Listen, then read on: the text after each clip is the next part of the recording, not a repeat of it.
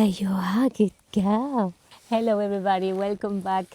We're going to show you today a little bit more of Amaury working with the beams. And even if it feels like it's a slow and tedious process, I must say by the end of it, we are all going to feel like apprentices carpenters, right? We want to make this place to feel we are taking care of it. Every single one of the buildings is going to be restored with the same love that we are putting in this first one. And the little one that we are working at the moment, yes, is going to start as a storage room, but it's not going to be the final goal for it. So in time it will change, and that's why we want to make things right from the beginning, right? And we are very happy every single time one of our neighbors stops and talk to us and says how proud they are of the work that we are doing, and they see us working very hard and doing things properly. So that's wonderful for us because it makes us feel very welcome. And yeah, we're just enjoying every single day. Thank you so much for watching, and we will see you a little bit later.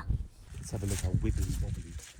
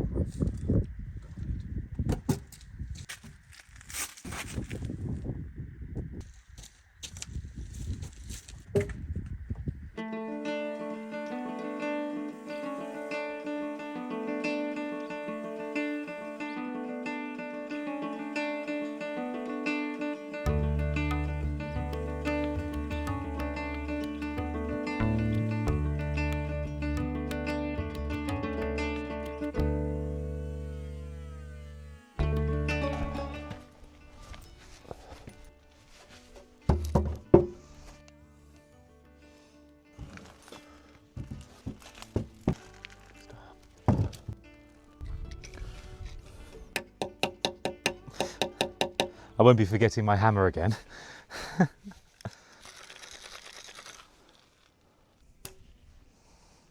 There's lots of ways to skin a cat, as I keep on saying, and as I will keep on saying throughout this build. But planing up timber this size, I can't use all my fixed machinery in the workshop. So instead I use the big planer, big handheld beam planer. I always like to pull a string line to try and get a rough gauge of the line I want to go to. Doesn't mean I'm going to bring the planer all the way down to that line. It's just to give me a line of sight, really. Try and picking out the high spots as well. We've got a high bit here and we've got a high bit there. So I try to work in those positions first on a minimal depth of cut. That can go down to 3 mil in one pass, even in oak, which is amazing. But what we're going to do is I'll film this whole process. I use a 6-foot level as well, just to give me a rough idea of any kind of bowing. It's timber framing at the end of the day. It's not joinery, bench joinery, for example, like windows or doors or staircases. I want this to be as square as possible, but at the same time, it's not essential for it to be absolutely on the nose, but still I like to try and get it close to it. It just makes life a lot easier when cutting the roof on and just how it looks as well. Let's do this one in one whole pass. As well, I like to just try and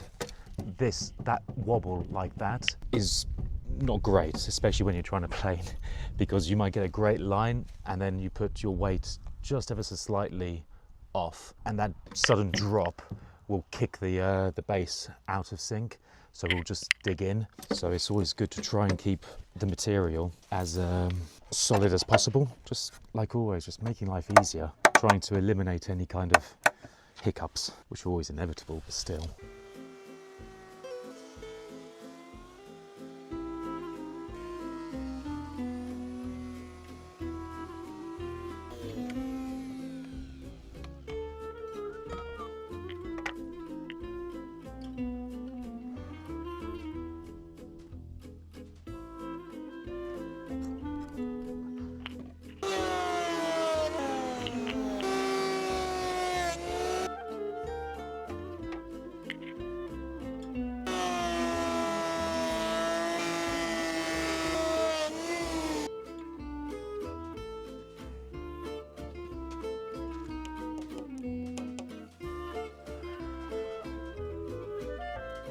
let's just have a look. By the way, some people might think, oh, you're really dropping the blades into the machine, into the material.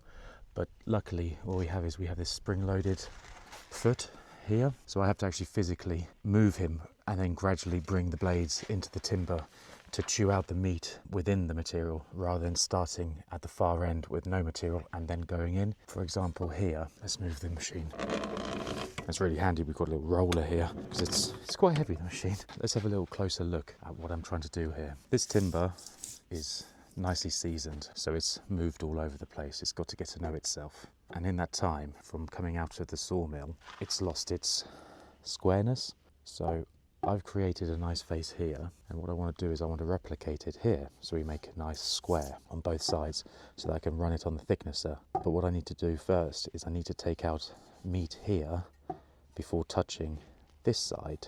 And with this blue chalk line that I've done, that I pinged from end to end, it's showing me where the high spots are, hence why I've put a pencil mark here, here, here, sorry, there, there, and there. So what I want to do first, I don't know if you can see it here really, is I've got a high spot here. I need to take that down before I go from end to end. So we're going to work in the middle first, taking that corner section out, giving us a nice flat base, and then I can start going from that end all the way through to make it nice and true, and also making it square.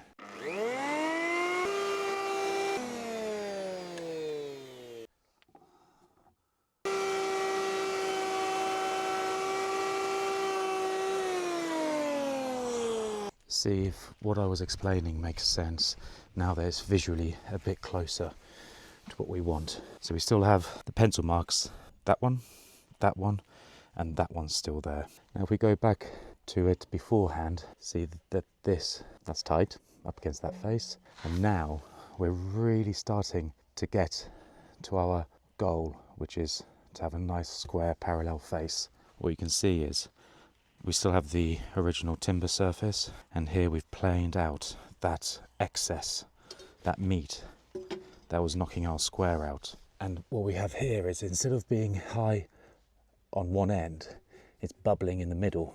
Whee! So now it's bubbling in the middle. You can see by the shadowing on either side. And here, this was our high spot. So I wanted to get him roughly square to then carry on. So there as well. Yeah.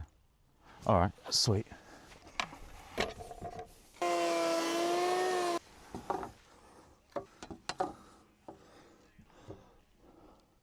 On the nose, and then flip it.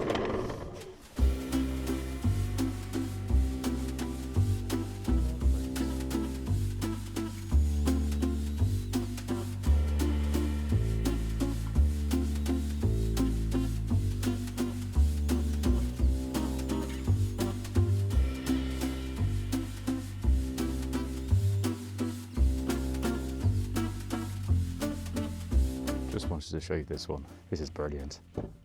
It's like a seesaw. Trying to get that one lined up, keeping as much meat as possible. That's going to be fun.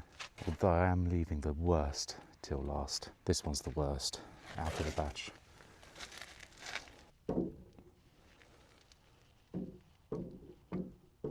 That is going to be fun trying to plane that down. But so far, cracking day. Still want to try and get one more. Still want to try and get that one done today. But these have all got their square face ready to run through the thicknesser. So that's brilliant. So what you can see here is untouched, but then two sides have been done, and then we'll run them through the thicknesser.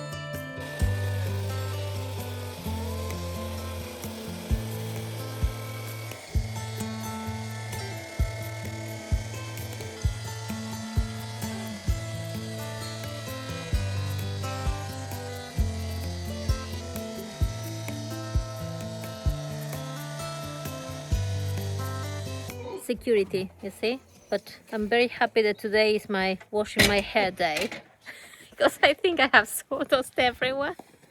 Look at you. Well, I always get a little bit. No, oh no, not this time. Not in the pockets? Usually get a nice little present in my pocket.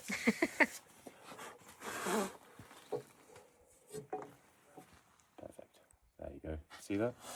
And that's without planing it. Mm-hmm. So I did my first surface on the here with the planer, getting that right, and then I used that as a surface to put the circular saw, well, the beam saw on to take out the excess because it's so It was too much, wobbly, yeah. so wibbly wobbly. And it's a good way to try and maximise on the amount of meat you're left with. But yeah, very nice. It's always the case, isn't it? Right tool for the right job when you can. So all I need to do is just do one pass on this surface here, and that's all of the pieces with a square face, so I can run them on the thicknesser. And then we will have uniformed timber to get the plates on, the beam across, and the 2 posts for the entrance. Excited. Yes. Really excited. It's been a blinking good workout. Yeah. It's been a while since I've got these pieces of tools out. It's been a long time since I've used these, and I think I've forgotten the actual weight in them.